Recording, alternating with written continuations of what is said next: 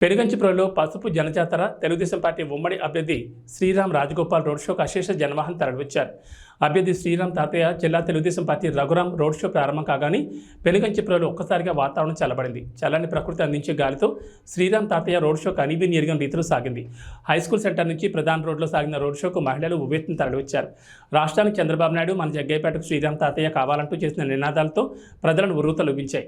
జనసేన, తెలుగుదేశం, భాజపా కార్యకర్తలు, నాయకులతో పాటు పెనుగంచిప్రోలు పుర ప్రజలు వేలాదిగా తరలి రావడంతో తాతయ్య ప్రభంజనం ఖాయమైందని, గెలుపు ఇక నల్లేరుపై నడకే అని జనమంతా చర్చించుకుంటున్నారు. ఓవైపు ఆకాశంలో మెరుపులు, మరోవైపు ప్రత్యర్థుల గుండెల్లో పిడుగులు అంటూ యువత కేరింతలతో రెట్టించిన ఉత్సాహంతో ఉరకలెత్తారు. రోడ్ షో ఆద్యంతం కనుల విధంగా సాగింది. ప్రజల్లో మార్పు స్పష్టంగా కనబడుతూ భవిష్యత్తుపై ఆశలు చిగురించాయి. త్వరలోనే టీడీపీ ఆధ్వర్యంలో ఉమ్మడి ప్రభుత్వం వస్తుందని ప్రజలు సంతోషంలో ఆనంద డోలికల్లో మునిగి తేలారు.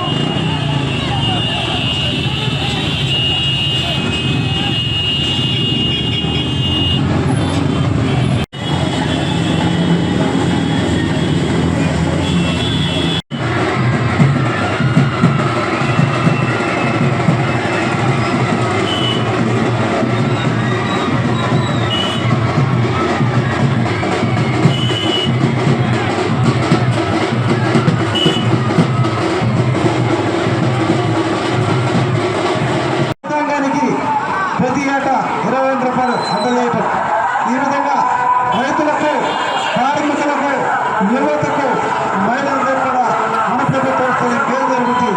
జడ్డు దృష్టి ఉంచుకొని బొమ్మల గారి ఎన్నికలో ఎంపీ కేసీఆర్ శివరాజ్ గారికి ఎమ్మెల్యేగా నాకు ఓటేసి గెలిపించాలని చెప్పి అందరూ కోరుతూ సెలవు తీసుకోండి. జై హింద్, జై తెలుగుదేశం.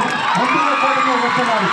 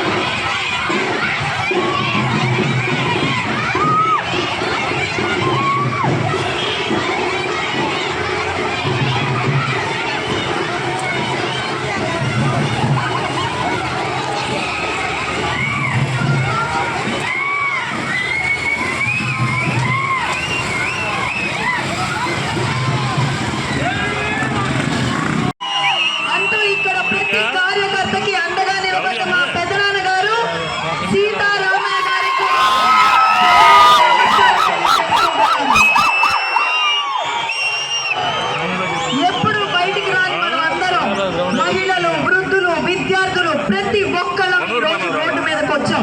ప్రతి ఒక్కళ్ళం ఒక పోరాట పటిమతోటి ఈ రోజు బయటికి వచ్చాం. దానికి కారణం ఏంటి? నారా చంద్రబాబు నాయుడు 2014లో ఒక అనాథగా విడిపోయిన రాష్ట్రం మనది, ఒక దిక్కు లేక విడిపోయిన రాష్ట్రం మనది, 16,000 కోట్ల లోటు బడ్జెట్ తో విడిపోయిన రాష్ట్రం మనది. అసలు మనం బ్రతకగలమా అన్న పరిస్థితుల్లో ఆ టైంలోనే రైతుల నుంచి 34,000 ఎకరాలు సేకరించి ప్రపంచమే అబ్బురపడేటువంటి అమరావతి అనే రాజధాని నిర్మాణం ప్రారంభించారు. అసలు కలలో కూడా సాధ్యమా అనుకున్న పోలవరాన్ని 75% పూర్తి చేశారు. ఇండియాలోనే లార్జెస్ట్ FTA అయిన కియాని ఆంధ్రప్రదేశ్ కి తీసుకొచ్చారు. ఒక కియా ఏంటి, Kia, Franklin Templeton, HSBC, Lulu, HCL, Infosys ఇలాంటి అనేక కంపెనీలను తీసుకొచ్చి ఈ రాష్ట్ర యువతకి ఉపాధినిచ్చిన నాయకుడు నారా చంద్రబాబు నాయుడు గారు. ఇవే కాకుండా పట్టిసీమ ద్వారా పులివెందులకి సైతం నీళ్లు అందించిన నాయకుడు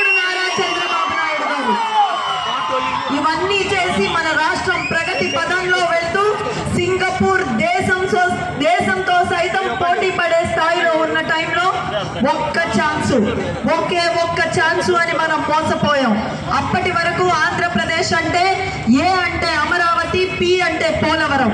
ఆంధ్రప్రదేశ్ అంటే ప్రారంభోత్సవాలు, ఆంధ్రప్రదేశ్ అంటే పెట్టుబడులు, ఆంధ్రప్రదేశ్ అంటే పరిశ్రమలు, ఆంధ్రప్రదేశ్ అంటే ప్రగతి, ఆంధ్రప్రదేశ్ అంటే పథకాలు, ఆంధ్రప్రదేశ్ అంటే ఒక అమరావతి అని పిలుచుకునే టైంలో ఒక్క ఛాన్స్ ఇవ్వడం వల్ల ఆంధ్రప్రదేశ్ అంటే అప్పులు, ఆంధ్రప్రదేశ్ అంటే అరాచకం, ఆంధ్రప్రదేశ్ అంటే అత్యాచారాలు, ఆంధ్రప్రదేశ్ అంటే అఘాయిత్యాలు, ఆంధ్రప్రదేశ్ అంటే అదృశ్యాలుగా మారి ఆంధ్రప్రదేశ్ అంటే రాజధాని లేని ఒక రాష్ట్రంగా మార్చింది ఈ రోజు ఈ ప్రభుత్వం.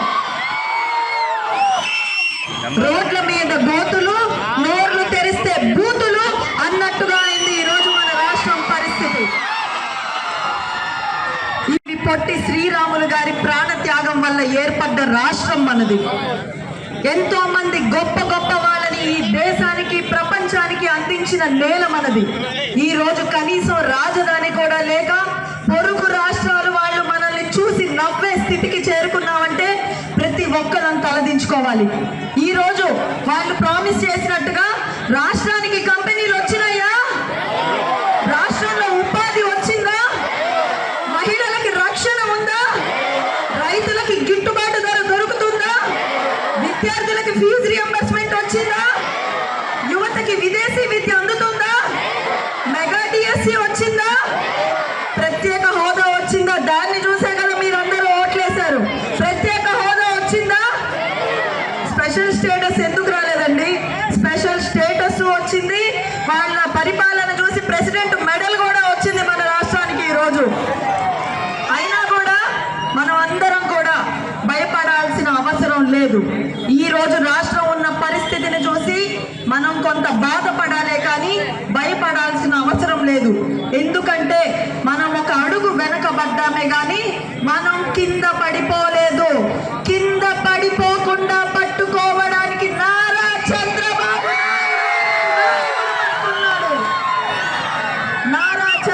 నాయుడు గారు మన వెనుక ఉన్నంత వరకు మనం ఎవ్వరం భయపడాల్సిన అవసరం లేదు.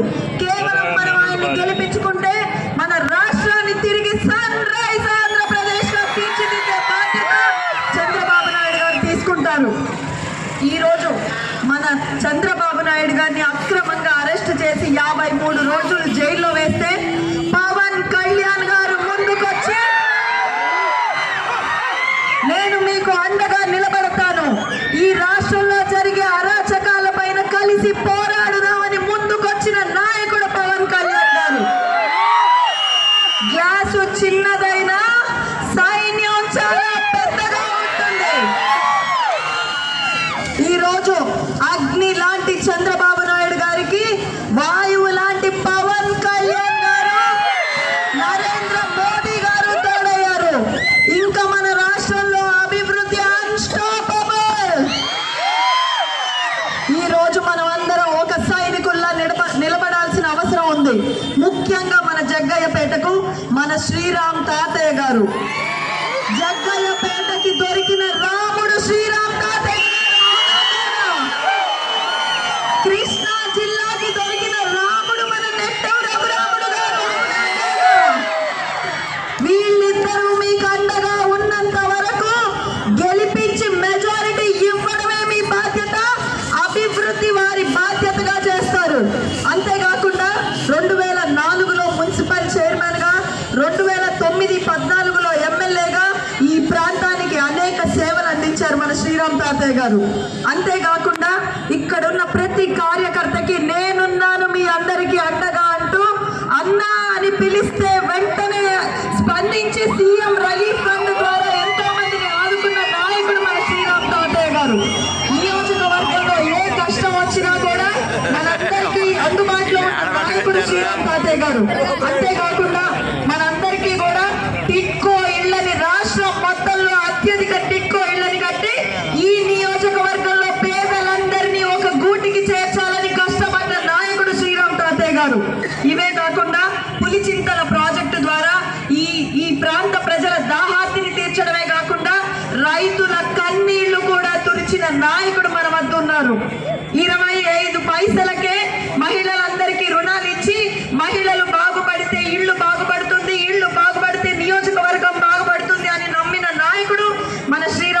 తాతయ్య గారు. నేటి బాలలే రేపటి పౌరులను నమ్మి బాలలకి విద్యతో పాటు మన జగ్గయ్యపేటలో నిర్మించిన నాయకుడు శ్రీరామ్ తాతయ్య గారు.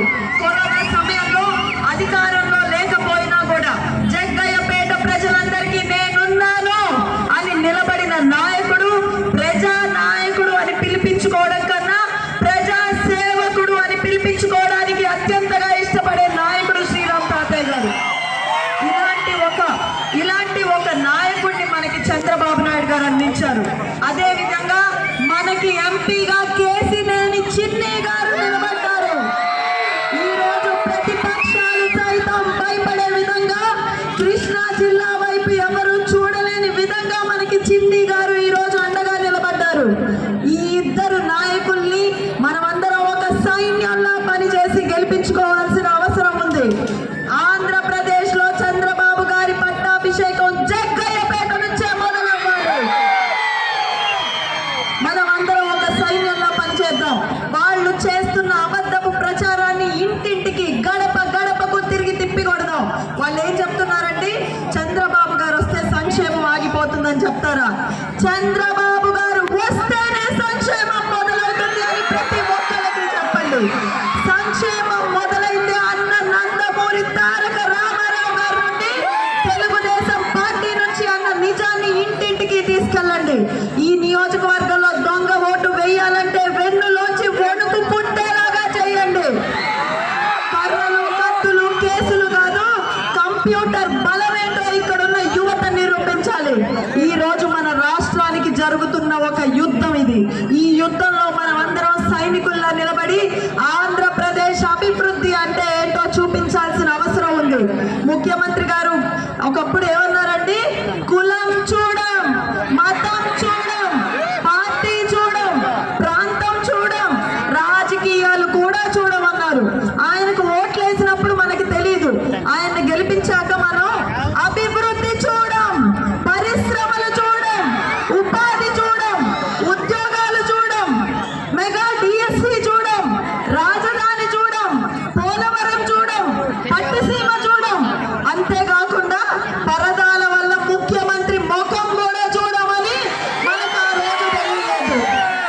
ఈ రోజు మనందరి మీద ఉన్న బాధ్యత నారా చంద్రబాబు నాయుడు అనే నేను అన్న మాట వినేంత వరకు కష్టపడి కృషి చేసి ఆ నాయకుడిని ఈ రాష్ట్రానికి అందించడమే మన భుజస్కంధాల మీద బాధ్యతగా భావించాలి.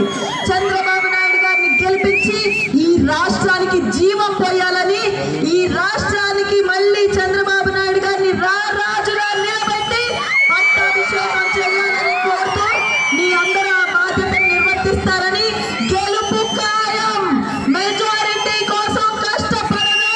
ఖచ్చితంగా ప్రతి ఒక్కరు అద్భుతమైన మెజారిటీని మన ఎమ్మెల్యే అభ్యర్థి అయిన శ్రీరామ్ తాతయ్య గారికి, ఎంపీ అభ్యర్థి అయిన కేసినేని చిన్ని గారికి ఇచ్చి పెనుకంచు పౌరుషం అంటే ఏంటో చూపిద్దామని కోరుకుంటూ జై తెలుగుదేశం, జై తెలుగుదేశం, జై చంద్రబాబు గారు, జై జనసేన, జై బీజేపీ, జై హింద్.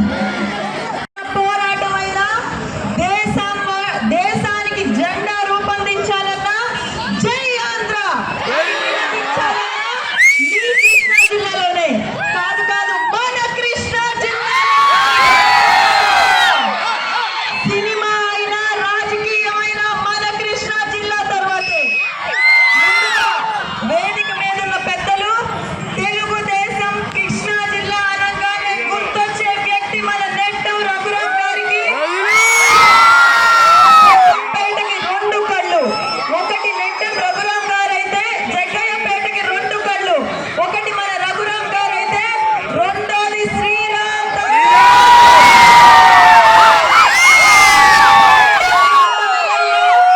తిరిగి జగ్గయ్యపేటకు ఎమ్మెల్యే అవ్వబోతున్న శ్రీరామ్ తాతయ్య గారికి, అదేవిధంగా వేదిక మీద ఉన్న బీజేపీ నాయకులు